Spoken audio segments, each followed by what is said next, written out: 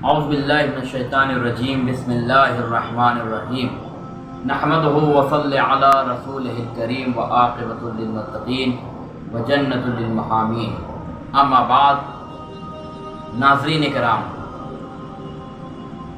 آج میں آپ کی خدمت میں ایک اہم موضوع لے کر ہے کہ کیا تقیہ کرنا جو ہمارے مذہب میں یعنی مذہب تشیع میں جائز بھی ہے اور جب ضرورت ہو اس کو کرنا ضروری بھی ہے، تو ایسا کرنا کیا صحیح ہے؟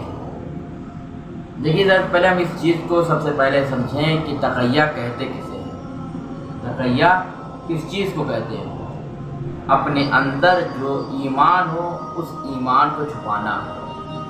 مثال کے طور پر کوئی مسلمان کسی کافر کے گروہ میں پھنس جائے اور اسے معلوم ہو کہ اگر وہ اپنا مذہب ظاہر کرے گا، یہ جو گروہ ہے، یہ جو کفر کا گروہ ہے، یہ اسے قتل کر دے گا، تو اس پر لازم ہے کہ وہ تقیہ کر کے اپنی جان بچائے۔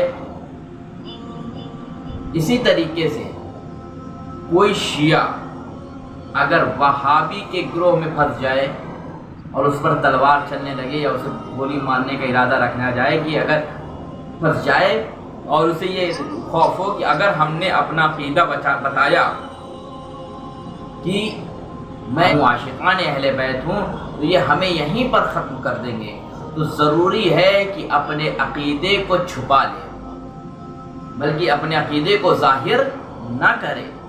اور یہی عقل کی دلیل ہے۔ اگر کوئی اپنے عقیدے کو اس حالات میں چھپاتا ہے تو عقل اس چیز کو تسلیم کرتی ہے، نہ کہ عقل اس کے خلاف ہے۔ لیکن اسلام کے ماننے والے مسلمان میں کچھ فرقے اس کے خلاف بولتے ہیں کہ شیعہ تقیہ کیوں کرتے ہیں، کیونکہ یہ قرآن سے بھی ثابت ہے، اور دوسری چیز بہت ساری روایات جو پیغمبر کے زمانے سے مل رہی ہیں، ہم تک آئی ہوئی ہیں، اس سے ہمیں یہ بات ثابت ہو جاتی ہے کہ تقیہ کرنا بالکل ہے۔ کہتے ہیں کہ دو شخص جو اہل اسلام تھے، یعنی اسلام کے ماننے والے تھے، کلمہ لا الہ الا اللہ محمد رسول اللہ پڑھ رہے تھے، روایت کہتی ہے وہ کسی گروہ میں پھنس گئے، کافرین کے گروہ میں پھنس گئے۔ اب جب ان سے سوال ہوا کیا تم رسول اللہ کے بتائے ہوئے خدا پر ایمان رکھتے ہو یا نہیں؟ تم رسول اللہ جو پیغمبر آیا ہوا ہے، جو اپنے آپ کو اللہ کا بھیجا ہوا نبی و پیغمبر کہہ رہا ہے، تم اس پر عقیدہ رکھتے ہو یا نہیں؟ جب اس طریقے سے ان سوالات ہوئے تو اب روایت کہتی ہے جس میں سے ایک شخص نے کہا ہاں میں اللہ کی وحدانیت کو بھی اقرار کرتا ہوں اور اس کے رسول کے رسالت کو بھی قبول کرتا ہوں۔ اس کا عقیدہ ابھی ظاہر کرنا ہی تھا کہ ظالمین اس پر ظلم کرتے ہیں، اس پر حملہ کرتے ہیں اور اسے قتل کر دیتے ہیں۔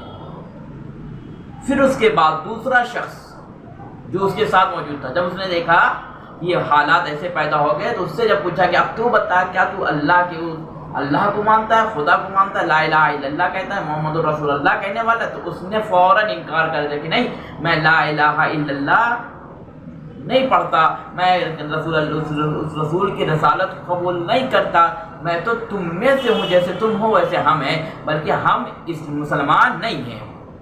یہ کہہ کر اس نے اپنی جان بچائی اور واپس آ گیا۔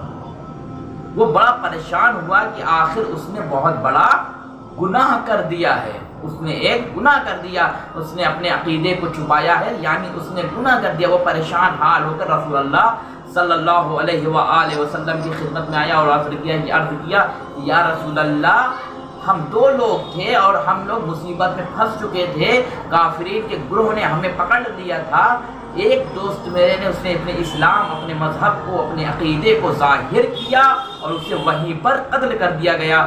دوسرا میں تھا جس نے اپنے عقیدے کو چھپایا، یعنی میں نے یہ کہہ دیا کہ میں یہ کہہ دیا کہ میں اللہ کو نہیں مانتا، میں نے یہ کہہ دیا کہ میں آپ کی نبوت کو قبول نہیں کرتا، یعنی آپ کو نبی نہیں مانتا۔ یا رسول اللہ، مجھ سے یہ کیسے اتنا بڑا گناہ ہو گیا؟ تو رسول اللہ صلی اللہ علیہ وسلم نے فرمایا کہ تم نے کوئی گناہ نہیں کیا ہے، بلکہ تم نے یہاں پہ تقیہ کر کے اپنے عقیدے کو چھپا کے.